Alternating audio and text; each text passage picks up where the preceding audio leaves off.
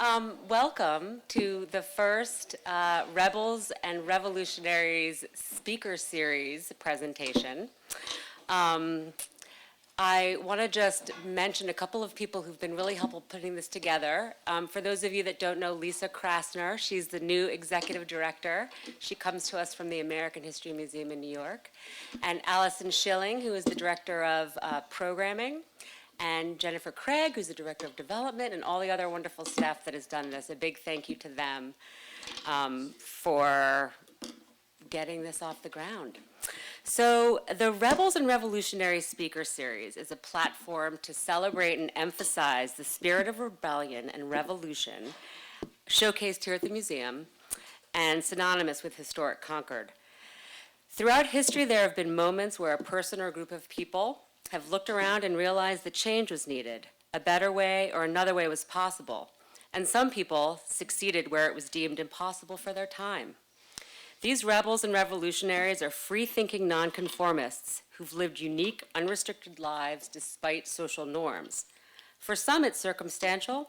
They had no choice or saw no choice, like the First Nation people who lived on this land, and who to this day, with all 570 tribes in the US, continue to fight for their equality and for justice. For others, their rebellious actions were intentional, like Concord's transcendentalists, who reframed some of life's biggest questions, and as well, the citizen soldiers of the Revolutionary War that reared up and won against the largest army in the world at the time, because they were pretty ripshit about lack of representation and the Britain's punitive laws. Long story short, Concordians have been at the front of movements for abolition, civil rights, women's equality, environmental protection, and sustainability, to name a few. And the stories and artifacts are preserved here in the museum. Last year, they had a wonderful exhibit that I hope some people saw, Every Path Laid Open, which is a quote from local author Margaret Fuller. And it celebrated a lot of the leaders, women leaders in town who lead town and beyond. And one of the exhibits was a woman's bicycle outfit from a long time ago. And it put into harsh contrast how women today are unrestricted, are succeeding in ways unimagined by women 100 years ago and even 10 years ago. And it's big part due to the thousands of women and the men that stood with them that we welcome these two present-day history makers. I guess you guys can come up now.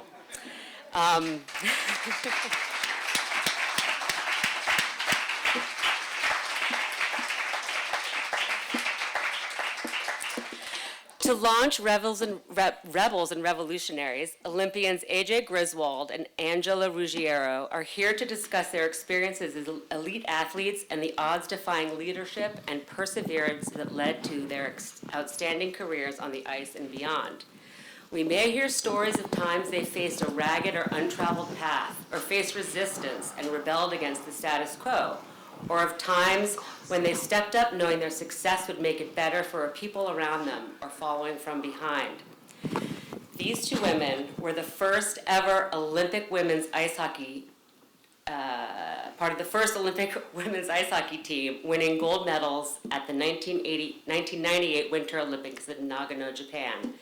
And both have done so many things to inspire young women and work in their communities. And one thing in particular that kind of caught my eye is the work that they've been doing to share, to give awareness to the serious problem of concussions in young children and other athletes. And I learned today that through the Concussion Legacy Foundation, they've both pledged their brains for study down the road, which is a noble thing to have done.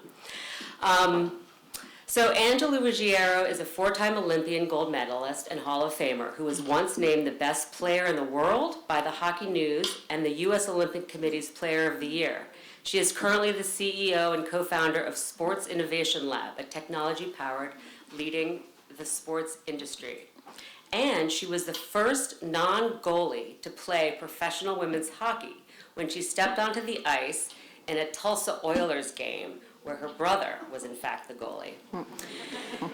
And AJ, our friend and neighbor, is a two-time Olympian and gold medalist. She was inducted into the New England Women's Hall of Fame, received the second Patty Kazmaier Award, which is awarded annually to the best female college ice hockey player in the U.S. And am I right, Angela? That was also you? Yes. Yeah. I mean, so many awards. I had Kazmaier's. to pare it down. While working for NBC, some of you maybe saw it, she was the first woman to commentate for an NHL playoff game. She is also currently an analyst for the NHL with ESPN and does coverage of the Islanders for the MSG network.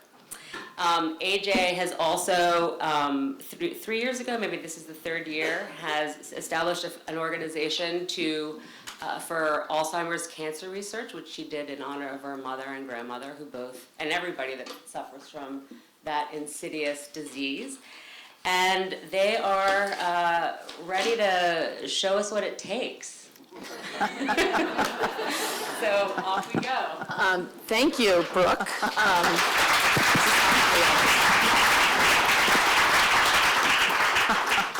I picked the right seat because I'm going to get this slideshow over Angie's shoulder, so I'm going to get a little bit distracted. Thank you all for coming out on, what's today, Tuesday? Is today Tuesday?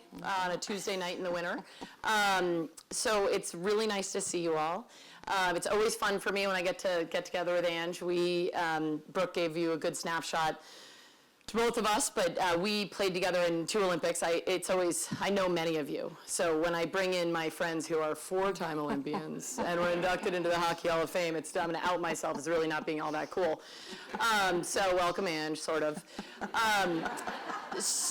We also did play a year of college hockey together. When I took 2 years off between my junior and senior year at Harvard to compete in Nagano in the Olympics, and Ange was just finishing up her senior year in high school at Choate Rosemary Hall down in Connecticut. She came to Harvard the next year as a freshman, and I was a senior, and we went on to win the national title that year. So that was pretty fun. We go from an Olympic gold to the national title. Not a bad season. It was pretty good. And then she got to go back to Harvard and keep going. So, and it was also fun, by the way, to be like the big senior captain with a little peon freshman and make her pick up the puck. So that was I like your that. stripes. So I'm going to start by saying that, well, and also, so I'm supposed to be we are just going to tell you some stories tonight. Eventually we'll have some time for some Q&A, I think, too. Talk about some of our experiences together and also the different ways. Ange went on and went to Harvard Business School, and she has founded and runs her own company. So when this is billed as from the locker room to the boardroom, there is only one of us that has ever been in a boardroom. It's not me. But it is, so she has some amazing experiences to share in that regard as well. I think what's interesting being here in Concord, but also more specifically in the Concord Museum, I was a history major, so I can appreciate history, and I was focused very much on American history. I love studying from the Revolutionary War all the way through the Civil War. I loved all that stuff. What I think is interesting, and I'm going to ask Ange this, if she agrees with me, I don't think of myself as a part of history, and I know at some point I might, and hopefully I will appreciate that. But when we were going through this, I didn't go out to break glass ceilings or break the stereotypes. Now I'm a little bit more invested in that for the next generation. I've got one of my kids here, Oliver. Give everybody a wave. So I got two daughters, 2 sons. So the fact that that it's making things better for the next generation. So I have much more of a pointed interest as an adult than I ever did as a kid. So when I first started playing hockey, I was just wanted to play hockey. I saw a bunch of boys playing. I didn't think boys, girls, and wanted to play. I was very lucky that I had supportive parents and I had supportive people that I played with. And Angela, on the other hand, same thing, except you grew up in Southern California. So, I mean, that's Warmer. a lot warmer. And you guys chased the cold, though. You moved to, it wasn't Upper Peninsula, but somewhere in Michigan, right? Yeah, so I started, well, thank you for having me as well, and for AJ who's moderating, but we're going to have a conversation. And me moderating is, anyone who knows me, it's a joke. I've known AJ for, how long have we known it? 26 6 years then. More than, is that right? Yeah. No, probably more. More than that. 95 was the first Yeah. It's a long team I time. made, and you were already there. Yeah. That's a long So yeah, we're getting time up ago. there. Yeah, so my background was California, and again back to breaking barriers, and I was just I honestly only played hockey because my father grew up in New Haven, wanted his son to play, my brother who was 6, took him to the rink, and this is Southern California in the 80s. They were like, "Do you have any other kids? We don't have enough bodies to field a hockey team. Like, who do you have?" And he's like, "Oh, I have a couple daughters," and they're like, "Sign them up. We'll give you 3 for the price of 2." so they were Music just to any desperate. parent's ears. No, and my mom, they said, "Great, it'll be a family sport." My brother was 6, I was 7, my sister was 8, and it wasn't about breaking barriers or anything. It was just a family sport. There weren't enough kids. We got the opportunity, and the second I got on that ice, actually, it took me a few laps to just like figure out what was going on. But I remember like letting go of the boards and just like falling in love and being like, I love this sport. This is so fun. I played for a couple years, just having a good time. Didn't realize boys, girls. At that age, no one knows gender. Literally you're taught gender. It's like socialized, and you're just out there with your teammates, my brother, my sister. And then I didn't realize anything was different until my 3rd year of playing hockey. I was 9 years old, and I tried out for this all-star team with my brother because my sister had stopped at that point, and I got cut from the team. And that was always one of the most pivotal moments it probably is the most pivotal moment of my life, I think, because it was like I woke up to discrimination, and my brother got to make the team and go to Canada, and I got left at home. And You weren't just not good enough? Are you sure? Thanks, Mitch. Of course she'll say this. No, that's the funny thing. I was probably the 3rd or 4th best player out there, so I wasn't the best, but I definitely wasn't the worst. And my dad was basically like, "Okay, Angela, you're 9, you're sad. Like, life is unfair. You can choose to quit and like prove them right, or you can come back next year and be the best. Like, you're not the best. But I was good enough to make the team. That was pretty clear. And he taught me this like really valuable lesson of just, okay, you have to work like twice as hard. You have to be first on the ice, last off the ice. No shortcuts. I'll help you.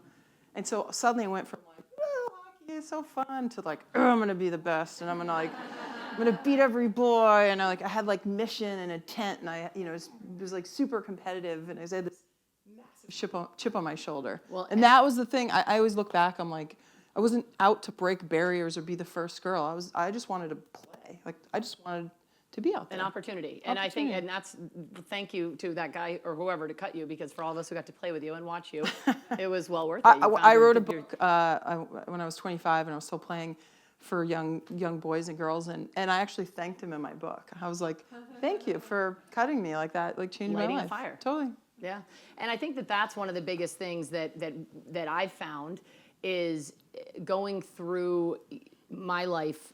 Whenever I speak to groups, especially talking gender equity or being women in a male-dominated sport or industry or whatever it is that we're doing, people often want to hear the horror stories. They want to hear about the awful things that we've been through, and I feel very lucky that I don't really have those stories. And I think part of it is that I was lucky. I was surrounded by good people, and part of it is that I chose not to remember them. I just choose not to focus on them, and because I know that there were people that didn't think I should be playing boys hockey, and I know that there are people that that I work with now, or that that either not that I work with, or people out there that are listening to broadcasts that don't think I should be doing it. But I think that is Don't read the trolls. well, except that you're not on Twitter yet. Your sisters love the mean people on Twitter. They love it. They don't want to hear the nice things. They want to hear all the mean things. And now that one of them's on Twitter, she retweets all the mean stuff. So now it's out there, thanks to my daughter. But I think that's one of the interesting things when I go back to, as Brooke mentioned, Angela and I were on the first ever Olympic team. So in '98 was the first time women's hockey was represented in the Olympics. So we have something very unique. An Olympic gold medal is unique, but obviously the fact that it was the first ever.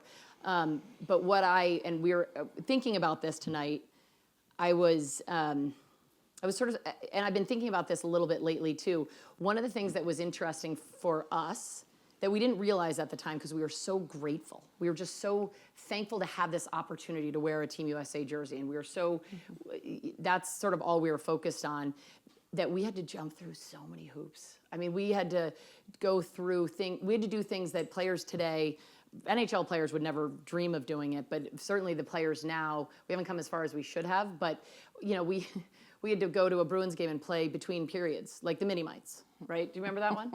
It was humiliating. Like, is that women out there? Yeah. Oh, like, get me another beer. Yeah, exactly. And so we had to play with we played in the mascot game at one All-Star game. We just wanted to play hockey. We wanted to compete. We wanted to win a gold medal for our country, and we had to go through a lot of different things. I mean, I remember too that when we would get our warm-up suits, it was all the hand-me-downs from the boys program, the U16s. And so we got, it was just we were the Olympic team, and we got all these cast off from these, the US NTDP. And at the time, I don't even think we were that mad about it. It had a USA emblem on it. We were like, so yes, happy to be there. we made it. We're here. We were so happy to be there, but it's also, I think, conditioning to just be happy to have, there's like people before us didn't have that opportunity that laid the foundation that we're all very aware of. And we say their names and we talk about the history and tradition. And 1990 was only the first year that women's hockey had a world championships. 98, by the way, we're celebrating our 25th anniversary of that gold this month. That was the first time women were in the Olympics for ice hockey. And so again, back to the, I think we all have stories of certain players change their name on the roster. AJ. That's why I go by AJ. That's funny. Yeah. Karen tucked her hair in. And went by KL. Yeah, KL. Right? Yeah, a lot of people cut her short, cut it. Yeah, I mean, we. I was lucky because I was a little bit bigger than the boys growing up, so I was checking them. And when I got to be 14 or 15, I went away to prep school, and everyone caught up, and I was like, "See you later." And then you went and set penalty records at Choate. Pretty much. I was a little aggressive. That's good. But no, I think we were conditioned to be thankful, which we were, absolutely. But it's funny, now, which is why I think history is so important. It's like you have to, in order to appreciate what you have to understand where you've come from and who was before you, which we certainly could acknowledge. And, it's at times when the current players don't have to think about that, I'm like, oh, we're arriving, but you want them to appreciate the struggle in some ways, we had the opportunities we had because of the women before us, and the opportunities. But we were happy with an oversized tracksuit because it had USA on it. Who cares? We're there. Which again, that evolution is something I'm really proud of how the programs continue to push and I was with Billie Jean King last night, by the way. She's one of my favorite people in the world. I've learned so much. I was going to say it's pretty cool. They're actually like good friends, and every time I talk to her, I'm like fired up. Because every single time she brings up history, like literally every time she's like, "Oh, I just studied this person or this," and she's like, "It goes through waves. We don't realize everything is waves. Everything has happened before, and it's just repeating itself." And even like the fight for equality on our team, the national team, like 4 or 5 years ago. I'm like, do you guys realize we did this in 2000? There was no tweeting, and there was no one knew we were behind the scenes pushing for, better pay, maternity leave, all the things that. And and what we were faced with was, you guys should just be happy to be here. You should appreciate that you have a USA jersey to pull on over your head. So it goes back to what you were saying. That it was the first glimpse of us being like, we are, but. Yeah, we're grateful, but had you marketed us after we won that medal, we would be, there'd be more girls playing, there'd be more visibility, et cetera, et cetera. So, I would just bring that up because this is just a reminder of how important it is to kind of know where you've come from in order to kind of push forward. But you don't think about it in the moment. Like I never thought, when I played, it was because you love the sport. Like you're walking into the opening ceremonies and all these people are watching and you're like, oh, this is like, you're here to play. And it's when you leave, you're like, oh my God, we just represented our country. You've set this, all these people still come up to me. I know exactly where I was when you won the medal, and they give their story, and you're like, oh my God. They're getting older. I'm like, oh boy. I was 4 watching, I'm like, oh God, okay, I got it. It is, and you know what I remember about the opening ceremonies? That was the first time that I felt like we had been training together, right? The 20 of us, or it was 25, and then there were 5 final cuts. 20 of us training together intensely for several months, leading up years, and then from August to February, we were the U.S. Women's National Team, and then eventually the U.S. Women's Olympic Team. You guys have all watched the opening ceremonies, right? All the U.S. athletes are dressed alike, head to toe, and it was the first time I was like, we are Team USA, and it was the coolest moment to think like, we've made it. And obviously we still wanted to go on and win a gold medal, but we looked sort of ridiculous in our long coats and our cowboy hats. We thought didn't we really were care. cool We thought it looked pretty cool. But you know what? I also remember 4 years later, we get to Salt Lake, and some of the younger kids, right, the rookies on the team, and I'm like, trying to describe what it's like, thinking like I'm being a good veteran, and we walk in, and I'm like, my eyes get big again. Like it never got old to me. I was like, this is so cool. You get chills, and that one obviously those games didn't go as well for us. We ended up losing in heartbreaking fashion, in my opinion. That year we beat Canada 8 times leading up to the Olympics, and we lost to them in one game. We lost one game that season, and happened to be the gold medal game. By 1 goal. By 1 goal. It was tough. And Anyone that's like, oh, you should be happy with your silver medal. Yes, we're happy with our silver medal. But you want to win the gold, and you're like this close, and like. And in our sport, you lose a game to win the gold. Yeah. Right. You're not racing the clock, so you're not just coming in second. You're losing the gold medal. Yeah, so I was on the next team. We won the bronze, and it's funny you lose that semi, which obviously is heartbreaking, but you come back and you win the final, and you're all smiles with your bronze. It's, people are like, why aren't you happy in that picture? And I'm like, we got the silver like right that second ago. And now that I work in broadcasting, and I've covered these games, and you see the team that wins the silver is often crying, and they get criticized for it all the time. How can you cry? How can you not be so happy? And it's just in that moment. Think about this. If you did one thing. Those are our opening ceremony outfits, by the way, from Nagano. Blue marshmallows. Yep. Ange on the far left. Yeah, it was my chubby cheek phase. If you did one thing for 4 years, and that's all you did, and that's all you thought about, and you put off family life, work, making money, like doing like anything besides hockey, and then you don't achieve that goal again, like that, back to not belittling, like of course you win a silver, but yeah, it's like it's a bigger. I always say, and the rivalry that we had with Canada was it was so much fun, but because 99.9% of U.S. versus Canada players are like the same, and there's that little difference where you're from. But it's like playing the same players, like Red Sox versus Yankees, and you can't trade. Like, can you imagine that? Just like, you go at them for. And it's your birthright. It's not 15, like you've been 20 drafted years. there, right? Like that's where you're. It was fun though. One thing that that was interesting to me after Salt Lake City. So after Nagano, we won first. Everything was so excited. It was a whirlwind, right? And Tara Lipinski won, so she was sort of one of the sweethearts of the game. And there was a handful of gold medals from those Olympics. Johnny Mosley, Nikki Stone, but there weren't very many. Our team was celebrated, and we got to do so many cool things. And I was asked to go back to speak my elementary school and speak places and do things. And we got to go to opening day of Yankee Stadium, and Joe DiMaggio threw out the first pitch while we were on the mound with him. I mean, just incredible things that we got to do. And 4 years later, we busted our tails for 4 years, and we get to Salt Lake.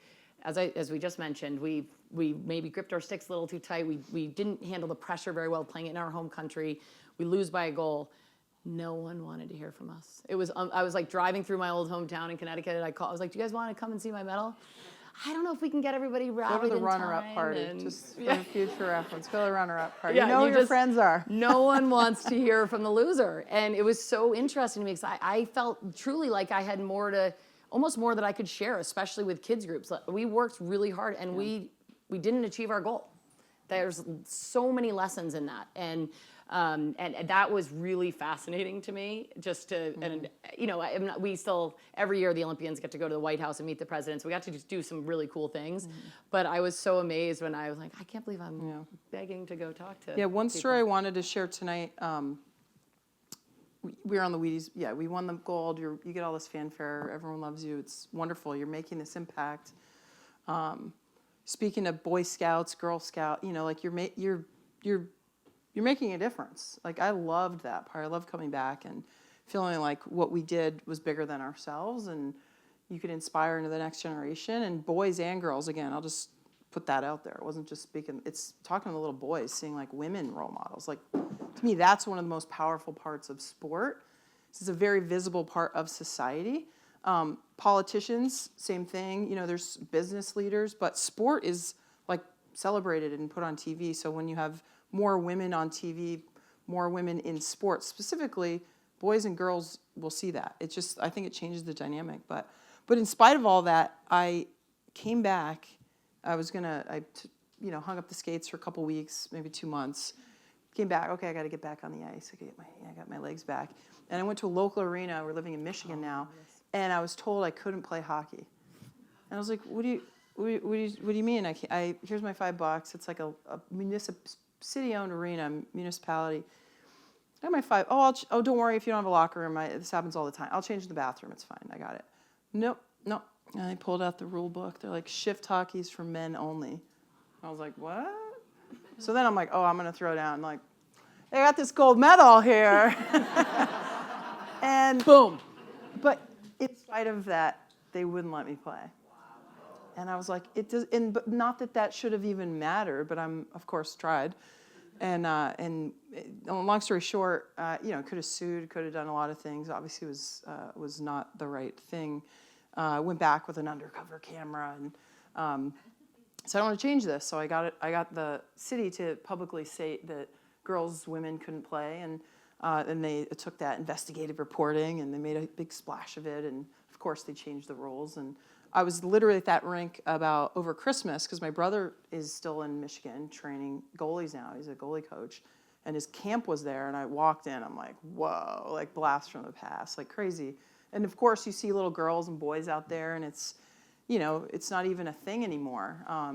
But I just remember that moment thinking, okay, here we've arrived. We're on like we've won this medal, and everyone's celebrating it, and yet there's still legal, issues. There's still discrimination. We're still going to fight it, and all of this has sort of defined me too. I think the work I do with my company, or I'm always trying to like advocate, especially for girls and women. But if you think about it, it's the full intersectionality of discrimination. Like if you've lived one piece of it, you can relate better to, every other piece of discrimination and empathize more, right? And again, use your voice hopefully when you use your voice and you make it, even if it's a tiny difference, I think you wake up. At least I feel this way, like empowered. I'm like, oh, so instead of just taking no for an answer, I like figured out a way to change the law. Huh, that's interesting. Oh, I could do this behind the scenes here. And I always approach different situations when I come up against discrimination. It's not like a one-size-fits-all approach, but I realize you can actually make a difference. And that to me is like so empowering, I think, from my like hockey experience. Like you don't just have to take no for an answer. You can go and figure out a new way to, change the rules or change the laws or get people to see your side of the story. A couple things that I want to go back to some things that you just said, but I had it after Salt Lake, I moved to Jason. Many of you guys know my husband Jason and I were living in New York, and we joined a men's league. And the best part was that he found it and said, "Well, is it? My wife is good, whatever." He had to try out. I didn't. But he made it. But it was so I had the opposite experience where Nice. at that point my silver medal was actually pretty good. But a couple things and some of this goes back to your friendship with Billie Jean King, and some things that I've learned from her is, and what you just said, little boys, right? When we were traveling around in 98 or 97, 98, the big tagline was bring your daughters, get girls out, role models for little girls. And absolutely true, right? We grew up with very few female role models, none in hockey, but otherwise. But what I found is that the older I get, the more I realize that it's just as important, if not more so, to have little boys out there, right? Right now I don't coach any of you guys, but I've coached both my daughters and my sons, and having boys see a female coach, or having boys go and watch college hockey, women's college hockey, right? You bring your daughters to Bruins games or men's college hockey. So bring the little boys, because they will then, it translates beyond sports. I have two sons, and we only bring them to women's sports. Actually, so I'm the opposite. I'm like, one day they're going to realize boys can play too. I'm like, they'll get inundated with that. Might as well, like, put them in a bubble. I was in Torino. I was working, my first broadcasting gig was in Torino, Italy. I was pregnant with my daughter, Jamie, and Finley was, my oldest was 2. And I remember when she got there, she goes, boys play hockey too? I was like, all right, yeah, they do. But it goes back to exposure. Right. Again, why I think it's so great you're on TV and showing not just little girls that they can be a commentator, but like, oh, people can talk about hockey whether they're a man or a woman. Like, why do only men deserve the right to analyze a hockey game? And most of those men weren't Olympians, right? It's like we've been conditioned to think, oh, this is the voice that tells me what's going on in sports, right? Or we've been conditioned to think like women can't be CEOs. I'm on several boards where I'm the only woman, and it's always the chairman. And I'm like, can we call it chair? Can we just like take rid of like gendered language? Because these little micro moments like add up in our lifetime where you just assume. And I think, again, this like very young age, they don't see gender. Like kids they're told gender. And then they realize girls drop out of sports at like 3 times the rate of boys around high school. It's because of all the negative messaging they're getting. And then they translate that to their peers. They make fun of one another. They're mean. They're told they shouldn't play. They should go shop and date. And, it's just this. They're like socialized to not want to continue to play. And we all know the benefits of being active. Whether you're going to be an Olympian, who cares or not, just like being physically active and with a social group. And why, again, I love just like getting boys and girls the opportunity to be active and move and feel like sports is fun at the end of the day. But I think it also translates beyond sports, right? And the reason I brought up Billie Jean King, and I hopefully you'll correct me or give me the details on it, but I believe that she won't speak to groups unless there's a certain percentage of men in the audience. It's like 40% or something like that. I mean, maybe it's not that specific. And the whole idea is she's not going to, she doesn't want to keep preaching to women the message that she has. But I just have to share this because I was like, I love this.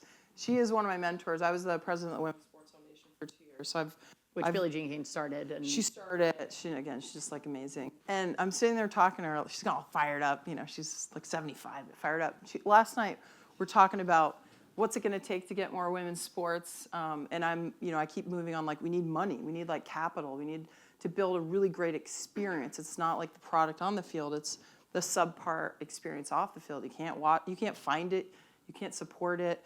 So anyway, there's all these barriers, and we were going in, we're like talking about then men's sports. Because again, we all might go to a Bruins game or Red Sox game, not even think about like you're furthering that wealth gap by showing up and buying a ticket.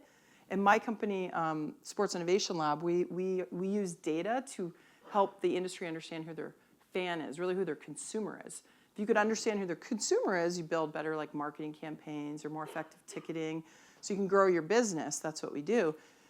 Interesting data pop. I'll send you this, by the way. You should have it for your on-air. She'll be like throwing punches. But like, this is no surprise. 80% of like a certain team, 80% of purchases come from women.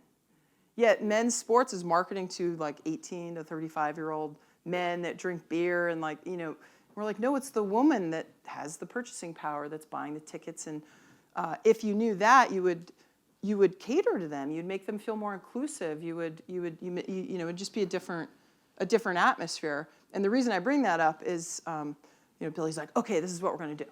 We're gonna pick a day, one day, or even a month, but let's start with a day, and let's have all women not buy anything to do with men's sports for one day.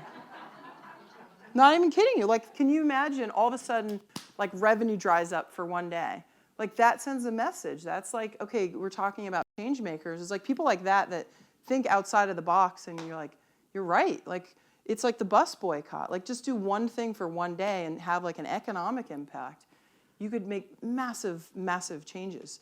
Anyway, I heard that, and I'm like, oh my God. I don't think I could publicly say that, but maybe someone else will start that campaign. I would get crushed. But it's interesting because your company also talks about the way that. Oh, you have questions for us? I'm getting the hook. No. Oh, you're giving us the hook already? Jeez. I got a lot to say, Brooke. I want to give the audience a chance. Okay. Yeah, sorry. I'm just kidding. We'll talk all day long, I know, by the way.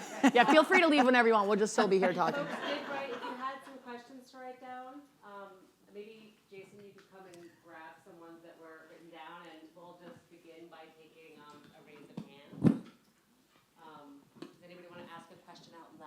Well, the one thing I was going to say about the women's sports thing too is that, and I work for ESPN. Maybe I should have brought a hook. You should have. No. But I work for ESPN, and I just read something, and this was on Twitter, so I don't know I haven't not researched the veracity of it, but that in the month of January this year, Sports Center programming, 3.5% of Sports Center programming was for women's sports.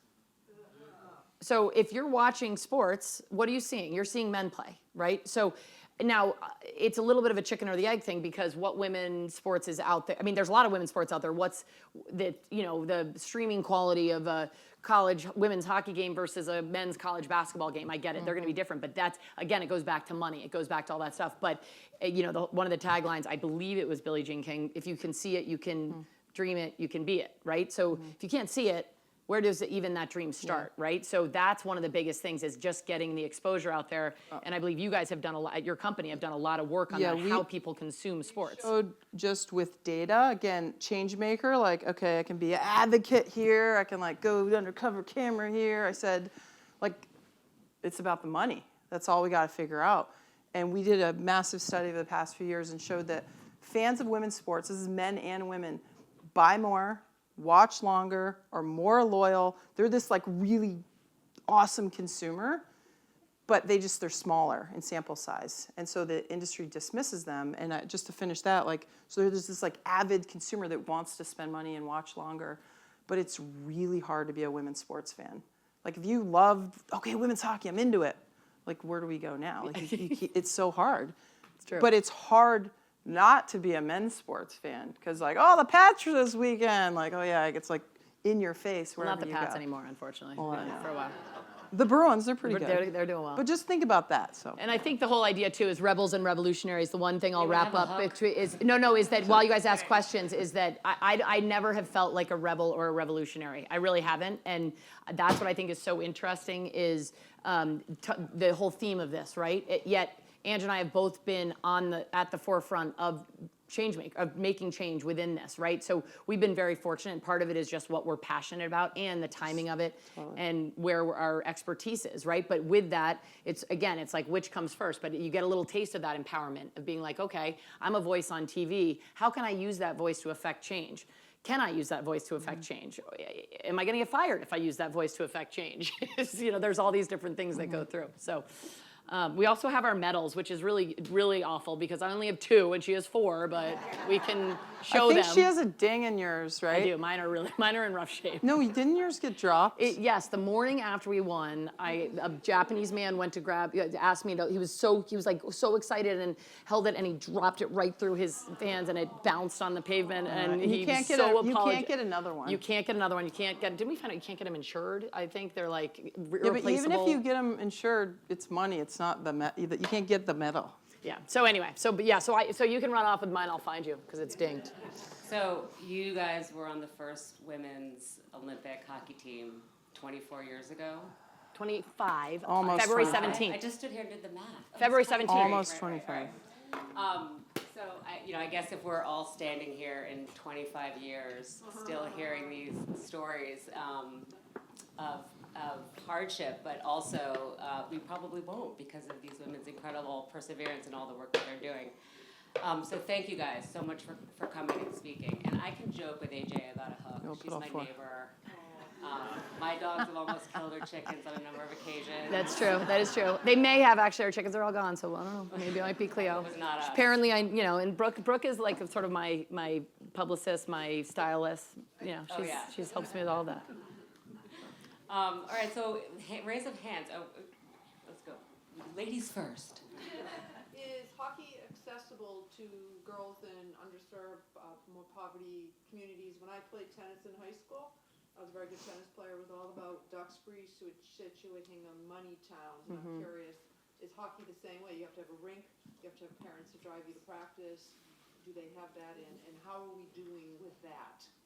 I would say that that's not a gender specific question. I think that underserved areas do struggle with hockey. There are some wonderful organizations out there. SCORE is one that's based in Boston that helps bring hockey to kids that don't have an opportunity. Elevate Youth, my brother-in-law runs not specific to hockey, but getting kids outside. But to answer your question, is it accessible to them? I mean, there's a lot of try hockey for free days. It's an expensive sport. There's, it's a tough, ice time's really expensive, gear's expensive. So I think that there are opportunities, but I don't know how sustainable it is for a family that can't afford it. And I know Sarah works in, I know it's intercity lifting, but weightlifting, but she's sort of been involved in. Yeah, well, I was just going to raise, I think it is cost prohibitive. Like I come from a very blue collar family. We lucked out that we got break tax, like kid breaks. It's a hard sport. That's one of the, I think, the things that I struggle with too, because if you played soccer or basketball or something that again is much easier to pick up a ball and go play. So there are programs out there that are trying to, I think, combat that. What I've heard, like the NHL and others are trying to do is create more like stick and ball hockey, roller hockey. Maybe you don't need the rink. Of course, you go up to Canada or any cold weather country, and they're like known for hockey because they just go on the lake and that's free. And we have an outdoor rink that we've skated on twice this year because it's like so warm. But yeah, He was just out there before. Go ahead, pull him off the rink. it's a great question because again, it goes back to like, okay, you're advocating for inclusivity and yet you're like excluding by nature of just the price point of playing hockey. And our 6-year-old Payson, and by the way, I got a shout out to Payson's amazing teacher. Never had a better teacher in the world, Mrs. Wyman, right here. She's amazing. He's in. I'm going to talk to you later about what kind of kid Payson is. He's 6 years old. I just signed him up, and now I'm like a hockey mom, and I'm like, oh my god. Welcome. But it's the same thing. I'm like, oh my god, like now you're buying things, and you're signing them up, and I'm like, oh, I missed the sign up window. Like, then you have to drive further, and it's more expensive. I'm like, oh, this is. Olympians are just like us. We're just like you. But crazy. side note, when you look at this, hockey has a bad reputation of parents, right? Bad hockey parents. And I was about to say hockey dads, and that's not fair because hockey moms are equally from a stereotype, right? Part of it, I have a theory that part of it is because it's such an expensive sport. So if you put your kid in there and you're spending all this money and then the refs are bad, you're going to go a little bit crazier because you're like, oh my God, this ref should be, I'm spending all this money and I've driven to 3 hours away to Connecticut for this 1 hour game, and they're going to run the time on Thanksgiving, and I'm going to get mad about it. So I'm not saying that there aren't crazy parents in other sports, but hockey tends to have, it does. And so there's no solution, but I think there are some really wonderful organizations that are at least trying to organize that. Acknowledge it. Another question? So last year, the U.S. women's national soccer team signed a kind of threshold contract where they got equal pay with the men for all of their national team representations. How much of a game changer do you think that is for women's sports broadly and for hockey in particular? Feels like I a would business. say- A question so we could hear it a little. So last year, the U.S. women's national soccer team got equal pay with the men for all of their national team games and for sharing all the World Cup money. The U.S. women's team has typically done very well in the World Cup. The men's team, not so much. And I just am wondering how much of a game changer that is for women's sports broadly and for hockey in particular. Yeah, I would just start with, it is a massive game changer. It sends such a positive signal, I think globally, that a federation, national federation, is willing to treat their men and women equally. And you saw Norway and England, there's a few other national soccer federations then that said, okay, we should do the same thing. The reason they were able to do that, I think, because they were successful and because they actually drove the revenue. So that's a really important component of this. When they did the math, it wasn't like equal pay no matter what. It was, they did the math and they showed that the women's team was driving the majority of revenue to that USA Soccer because they were winning, and the men's team was not. Yet the prize money that FIFA redistributes is like 95-1. I mean, the women get nothing for prize money. So they like basically re-regulated what these players were getting paid at the national federation level. Will FIFA ever fix their equation? I hope so. I hope it's saying not only should you invest in the women's game because it's going up, but like you should think about prize money. And in our sport, like we didn't even get prize money. There's nothing to negotiate. That would be a nice starting point. But again, so every sport is different, but I think just by being a global sport that's very accessible, that's on the rise, I mean, soccer absolutely is leading the way. It's opening, what I love about sport is it opens up broader conversations. Equal pay. I mean, that is why that campaign resonated. No one really cares about those soccer players, like sort of, but they're the visible representation of your own life, where you're like, wait a second, like I'm getting paid less than my male colleagues. Like, well, that doesn't make any sense. I'm doing the same job, been here the same time. You know, those are the kinds of And actually are more conversations. Successful. And could be more Right. successful, yeah. But I think that there's also a little bit of a difference too that I've learned over the last however many years, the difference between equality and equity, right? It's not necessarily, when you're looking at hockey, the NHL brings in a lot more money than any of the entities that are now considered professional on the women's side, right? But it's not, it's about opportunity, and it's about an equitable opportunity to play and try to go out and make money. Are they going to sign a $9 million contract like Charlie McAvoy did? No, the money's not there for that yet. But how do we get there? How do we get the opportunity to start working towards that? And with the soccer team, I mean, let's go back to 1999. Brandy Chastain, big penalty kick, like the kick heard around the world. That team was in such high demand. That was 24 years ago, right? And now they have this landmark decision. It's been a long time coming, too long, but it's a huge development. So we can appreciate that, but it's frustrating how long it's taken to get there when they have been the talk of the soccer world and the U.S. men's team hasn't been. So I think it's fantastic that they've done it. Another question back here? I just had this is a hockey-related question because I right. actually used to be a hockey player. I was one of the only 2 girls on the boys Please team. give her the mic. Oh, sure, sorry. Thank you. So, I'm on it. Here we go. I used to actually be a hockey player. I was one of the only 2 girls on the boys team, and then I played on the girls hockey team. This is like such a random hockey question, but what position did you guys play? I was a right wing. So. I played defense. That sounds like a simple question, right? Yeah. Defense. I actually played 2 different positions. So I was a center in Nagano, and then in the years following, my coach moved me back to defense, and so I played defense in Salt Lake City. I consider myself a defenseman because I was a very defensive-minded center. Well, you know you what? go. Actually, that's an interesting question, too. When I work in broadcasting, they say you should say defensewoman. That doesn't roll off my tongue. And I grew up, I was a defenseman. The penalty is too many men on the ice, all this stuff. I have now, Change it. I usually, they did change it. language. They changed it. So they changed it to too many players on the ice. Oh, good. But for a while, the penalty was actually called too many men on the ice. And what I try to say now is defender. So instead of Yeah, try to defenseman, because avoid the men. defensewoman and too many women on the ice, like, that's really hard for me I to wrap wish I my would have head played around. forward, though. I wish I would have She scored more tried really goals. hard. Tried to Sometimes play I'm like, on get your bum defense, back there. And I was really bad. So. And sometimes Those Anne you had fun. would like take off, and we're like, Yeah, remember but you're a if defenseman, I get played back it here. today's era, just for the record, Yeah. I would be celebrated. Back then, I got yelled at for joining the play. I was like Bobby Orr. I'm like, ooh, I can jump in the play and get back there. Get back there. But right now, players, guys, Yeah, that's true. It's men, true. women, it's very, they jump. Yeah, it is. It's much more fun. Yeah, I missed my, see, I'm Okay. just before my time. I know you could have been so much better. Score more goals.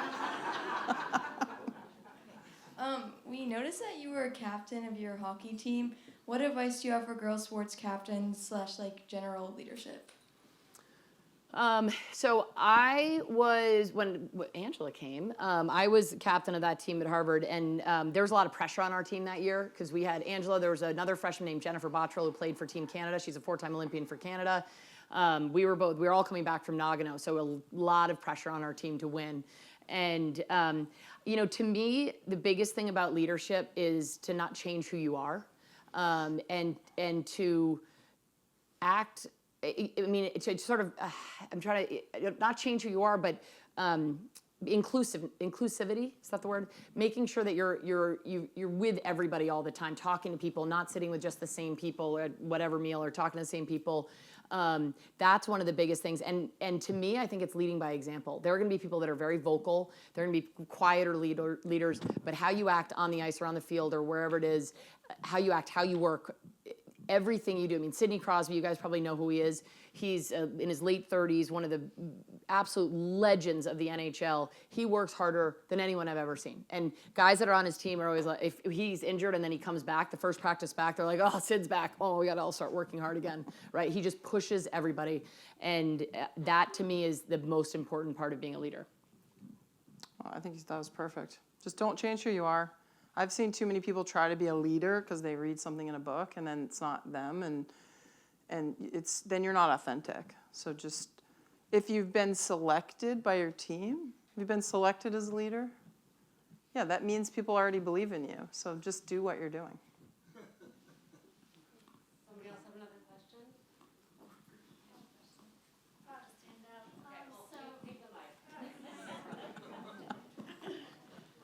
So obviously your family had a great influence on your decision to at least participate in your early days of hockey playing, but who was your role model that's, was more distant maybe that you may have had? I mean, obviously Billie Jean King was somebody potentially out there, and that's somebody who you respect today, but was there any one particular person that kind of said in your head, Well, I grew up there? with the LA Kings. So in the second grade, I showed up to career day with my hockey equipment on, and they said, "Who are you?" I'm like, "I'm a member of the LA Kings." Where's that picture for our slideshow? Darn it.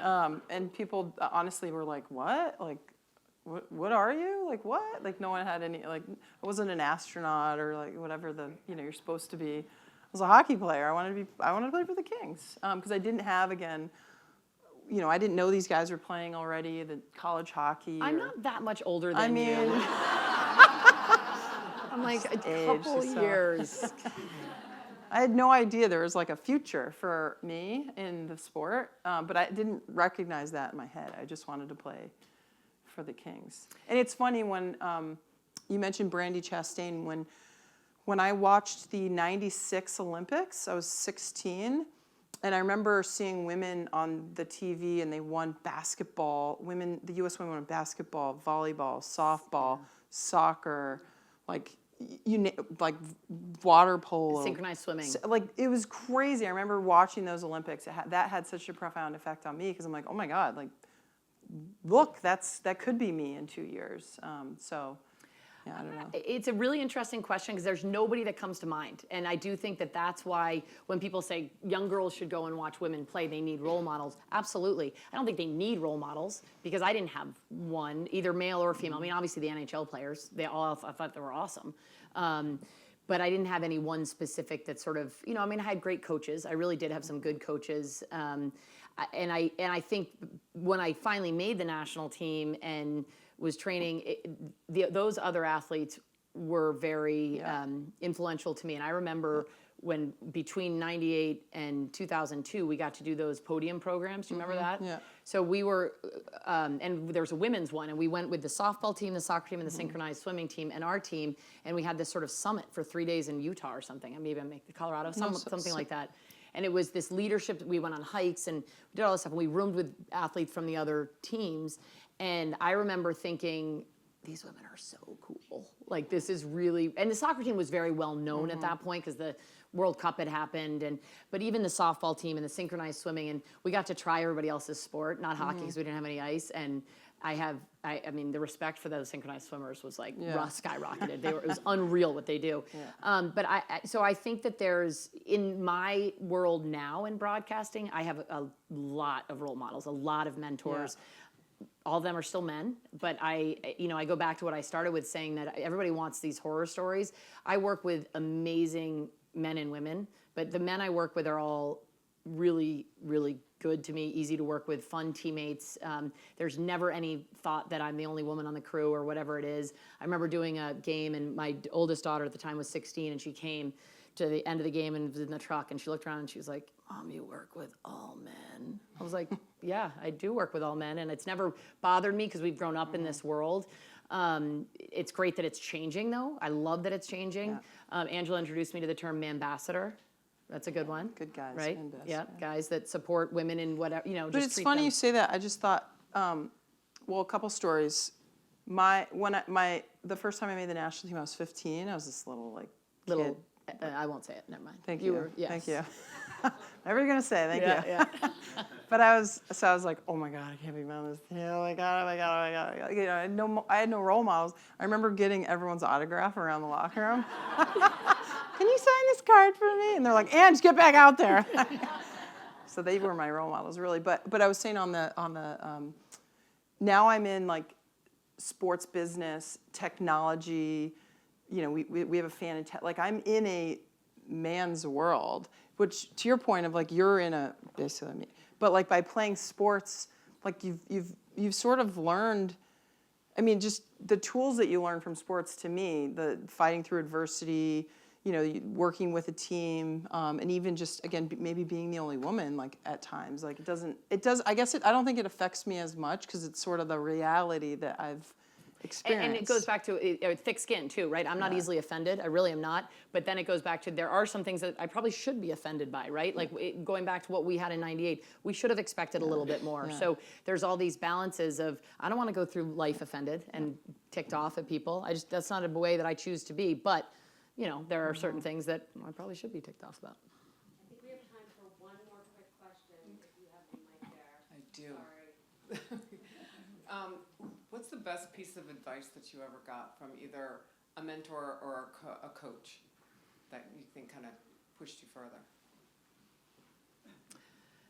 I would say that a piece of advice I got, and it was sort of, I didn't realize that I had sort of embodied this in hockey, but not in the rest of my life, was, and it was in broadcasting, was just go for it, right? Act as if you've been there, even if you have no idea what you're doing. So in hockey, I mean, I guess I did know what I was doing, but I always sort of, I was not afraid to take risks in hockey. Taking risks in the rest of my life was paralyzing to me in terms of failure and fear of failure. And so I think that when I remember I got the call in spring of 2005 from NBC, have you ever been interested in broadcasting? And there's this beat, and I said, yes, I've always dreamed about broadcasting. Never thought of it before that moment.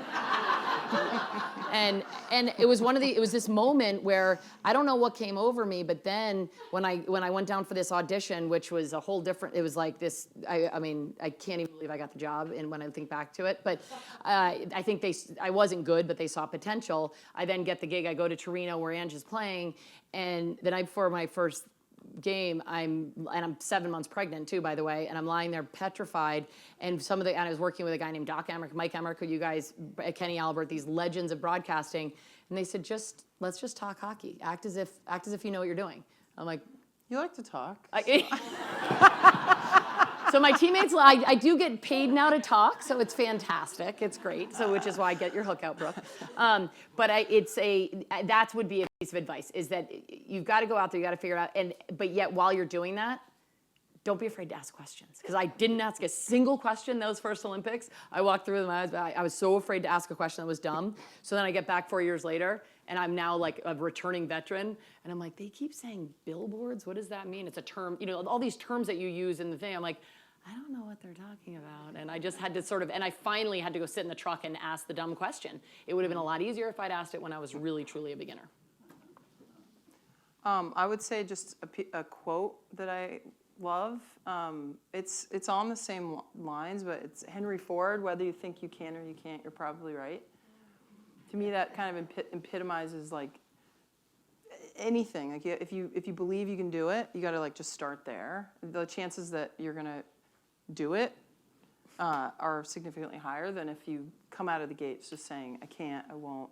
And I have so many examples, but we're getting the hook of times where I doubted myself or I wasn't, but those moments where same thing, like, hey, do you want to play professional men's hockey? And like everyone's going to show up and have a spotlight on you, and like, oh yeah, sure, of course, I'm ready for like. We're like, don't fall, Ange, because all of us are, our entire reputation. Gender is watching. Exactly. Don't screw it up. Yeah, but just to especially for the young people, like just believe in yourself. Like most people can't like fundamentally believe they can achieve great things, and you have to like start there. But on that, if you don't believe in yourself, like it is like you have to develop it. That's I think the hardest thing. There are plenty of times that I go into a broadcast, I'm like, what am I doing here? I don't think I belong, right? I still think that. And I have to sort of take a deep breath and be like, yeah, I do. I've earned this, and I'm working my tail off. And back to your original point of being the best on the team, in broadcasting, I have to work harder than my male colleagues because I have to prove that I belong more than they do. And I know that, but the ceilings, or the floor is higher for me. Sorry, Brooke. And real quick, It's an awful position. if anyone wants to come up, Yeah. so you know what the medals are. This one's got a hole in it. It's broken. This is my beautiful bronze. That's the bronze. So they're all designed. Every Winter Olympics, they make the design unique, unlike the summer, which is standard. So every city tries to outdo itself. So this is Torino, Italy. It's got Italian, English, and French. Isn't that also of the supposed to be like games. the piazzas? Yeah, it's Isn't like that the Italian piazza, the open area. That's the symbolic representation.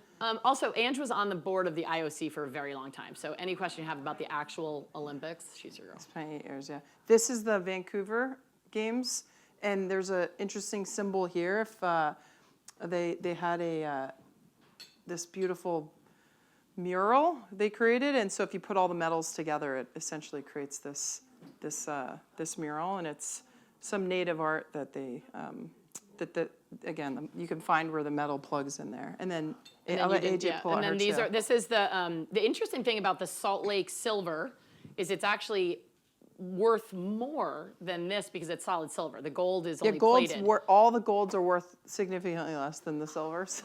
And I think, and correct if you me were if to I'm like wrong, melt them down, the home country gets to decide what percentage, like depending on their economy at the time, what percentage of the metal is actually in it. So the silver from Salt Lake, you can see it's not perfectly round. It's supposed to be like the river rocks of Utah. I always love asking this question of people, and I don't know if do you have an opinion about which is the front? that's the front. So that's what I've always thought. It's the 19th game, so the Roman numerals don't tell you XIX. So many people think this is the front. But I do think, so on the front it says light the fire within, which was the Salt Lake motto. And this was the first time that they differentiated between men's and women's. So this says women's ice hockey. Whereas our Nagano. And that's Nike that got us a victory. Oh, I didn't know that. Yeah. Oh, all right, cool. Sorry, And is that that's on both, one. but the front, that's Nike that got us a victory. Is that on everybody's medal?